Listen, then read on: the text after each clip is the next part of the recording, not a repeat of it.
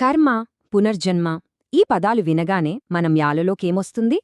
బోలెడన్ని కథలు, నమ్మకాలు కదా. అయితే ఈరోజు వాటిని కొంచెం పక్కన పెడదాం. కేవలం లాజిక్తో, తర్కంతో ఈ రెండు కాన్సెప్ట్స్ని అర్థం చేసుకునే ప్రయత్నం చేద్దాం. అసలు వీటి వెనుకున్న లాజికేంటి? రండి తెలుసుకుందాం. చాలామంది ఏమనుకుంటారంటే కర్మ, పునర్జన్మ అంటే మనం చేసిన తప్పులకు దేవుడిచ్చే శిక్ష అని.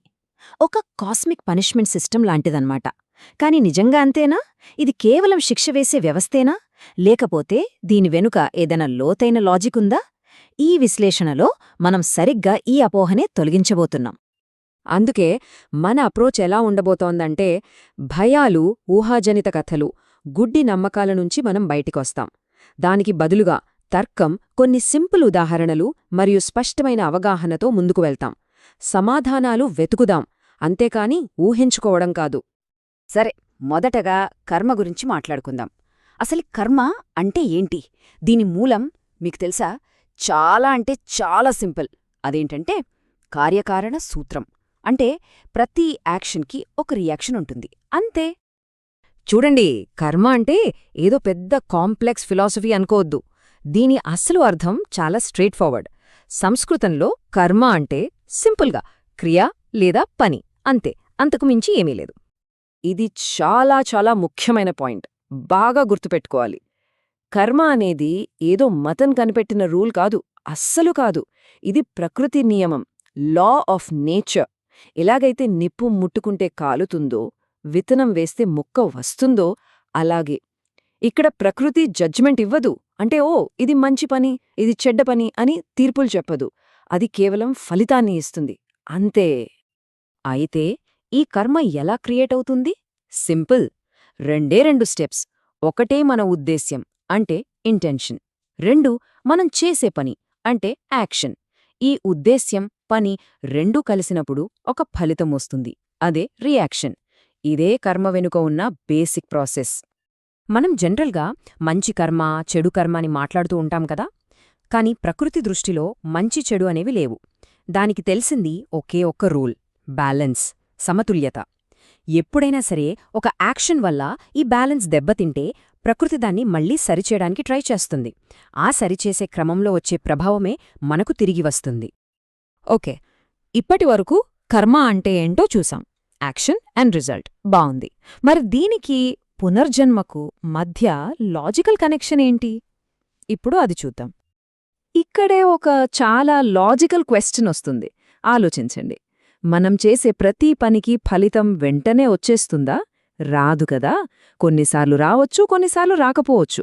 మరి ఈ జీవితంలో ఫలితం రాని పనుల సంగతేంటి? ఆ అకౌంట్ ఏమవుతుంది?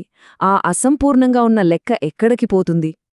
దీనికి సమాధానం ఒక మంచి అనాలజీతో అర్థం చేసుకోవచ్చు. మన జీవితాన్ని ఒక పెద్ద పుస్తకంలో ఒక చాప్టర్ అనుకుందాం. ఆత్మ అనేది ఆ పుస్తకం చదువుతున్న ఒక ట్రావెలర్. ఒక చాప్టర్లో కొన్ని పాఠాలు నేర్చుకోలేకపోయినా, కొన్ని లెక్కలు పూర్తి కాకపోయినా ఏమవుతుంది? సింపుల్, అవి నెక్స్ట్ చాప్టర్లో కంటిన్యూ అవుతాయి, అంతే. ఇదొక కంటిన్యూయేషన్ సిస్టమ్, ఒక పనిష్మెంట్ సిస్టమ్ కాదు. మళ్ళీ చెప్తున్నా, ఇది చాలా ఇంపార్టెంట్ పాయింట్. పునర్జన్మ అనేది మంచి చేస్తే రివార్డ్లు, చెడు చేస్తే శిక్షలు ఇచ్చే సిస్టమ్ కాదు, అస్సలు కాదు. ఇది ఒక లెర్నింగ్ సిస్టమ్. మనం నేర్చుకోవాల్సిన పాఠాలు పూర్తి చేయడానికి, మిగిలిపోయిన పనులను కంప్లీట్ చేయడానికి ఉన్న ఒక వ్యవస్థ. ఒక్క నిమిషం ఆలోచిద్దాం. ఒకవేళ పునర్జన్మ అనే కాన్సెప్ట్ లేదనుకుందాం. అప్పుడు కొన్ని ప్రశ్నలకు మన దగ్గర సమాధానముండదు. ఫర్ ఎగ్జాంపుల్, కొంతమంది పిల్లలుంటారు, పుట్టుకతోనే ఎవరూ నేర్పించకుండానే మ్యూజిక్లోనో, మ్యాథ్స్లోనో అద్భుతమైన టాలెంట్తో ఉంటారు. ఎలా? ఆ స్కిల్ ఎక్కడ్నుంచొచ్చింది? అలాగే ఇంకో ప్రశ్న. కొందరు చాలా ధనవంతుల ఇంట్లో పుడతారు, మరికొందరు తీవ్రమైన పేదరికంలో పుడతారు. ఒకే రోజు పుట్టిన ఇద్దరి జీవితాల్లో ప్రారంభంలోనే ఇంత తేడా ఎందుకుంటుంది? దీని వెనుక ఏదైనా లాజికుందా, లేక అంతా యాదృచ్ఛికమా? ఇది మనందరం మన ఇళ్లల్లోనే చూస్తూ ఉంటాం. ఒకే తల్లిదండ్రులు, ఒకే ఇల్లు, ఒకే రకమైన పెంపకం. అయినా సరే ఇద్దరు అన్నదమ్ములుగాని, అక్కా చెల్లెలుగాని వాళ్ల క్యారెక్టర్లో, ఆలోచనల్లో కంప్లీట్గా డిఫరెంట్గా ఉంటారు. ఎందుకు?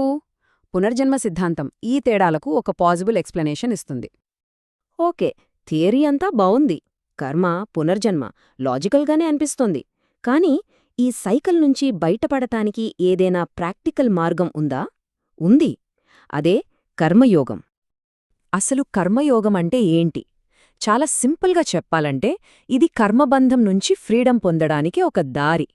ఎలాగంటే మనం చేసే పనిని పూర్తి అవేర్నెస్తో, అంటే స్పృహతో, ఫలితం మీద అటాచ్మెంట్ లేకుండా చేయడం ద్వారా. దీన్ని ప్రాక్టీస్ చేయడానికి 3 సింపుల్ ప్రిన్సిపల్స్ ఉన్నాయి. ఒకటే, చేసే పని మీద పూర్తి ఫోకస్, పూర్తి అవేర్నెస్తో ఉండాలి. 2, నేను చేస్తున్నాను అనే ఈగోని తగ్గించుకోవాలి. ఇక 3, అన్నిటికన్నా ముఖ్యమైనది, ఫలితం ఎలా వస్తుందా అనే అటాచ్మెంట్ని వదిలేయాలి. కర్మయోగం యొక్క మొత్తం సారాంశం ఒక్క వాక్యంలో చెప్పొచ్చు: నీ పని నువ్వు చెయ్యి, కాని ఫలితాన్ని ఆరాధించకు. ఎందుకంటే పని చేయటం మన చేతిలో ఉంది, కాని ఫలితం రావటం మన చేతిలో లేదు. సో దాని గురించి ఎక్కువగా ఆలోచించొద్దు. సరే, ఇదంతా వేల ఏళ్లనాటి జ్ఞానం కదా. ఇప్పుడు మన మోడర్న్ లైఫ్కి, మన 21వ శతాబ్దంపు సమస్యలకి ఇది ఎలా ఉపయోగపడుతుంది? ఇదిప్పుడు ఎందుకంత రెలవెంట్ అంటారా? చూద్దాం. ఈ రోజుల్లో మనం ఫేస్ చేస్తున్న అతిపెద్ద ఛాలెంజెస్ ఏంటి? స్ట్రెస్, యాంగ్జైటీ, ఫ్యూచర్ గురించిన భయం, పక్కవాళ్లతో నిరంతరం కంపారిజన్, ఇవే కదా? అసలు ఈ సమస్యలన్నిటికీ మూలమెక్కడుందో తెలుసా? ఇక్కడే.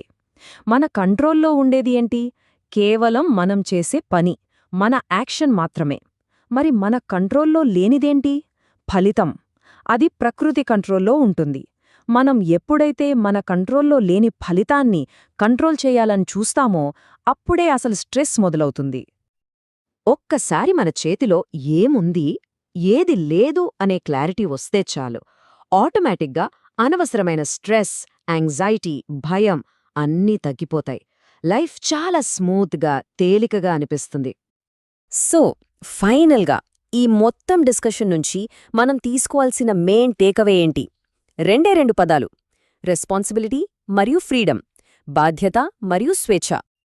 ఈ ఒక్క వాక్యం మొత్తం విషయాన్ని చెప్పేస్తోంది. మన జీవితం ఒక యాక్సిడెంట్ కాదు, ఒక పనిష్మెంట్ అంతకన్నా కాదు. మన జీవితమంటే మనం చేసిన పనులన్నిటి కలెక్షన్, అంతే. చివరిగా ఒక్క మాట.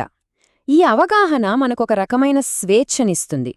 మన జీవితానికి మనమే బాధ్యులం, మనమే దాన్ని మార్చుకోగలం అనే ఫ్రీడమ్. దీని పట్టించుకోకపోతే కన్ఫ్యూజన్లోనే ఉండిపోతాం. సో అర్థం చేసుకోవడమా, వదిలేయడమా, ఆ చాయిస్ మన చేతుల్లోనే ఉంది.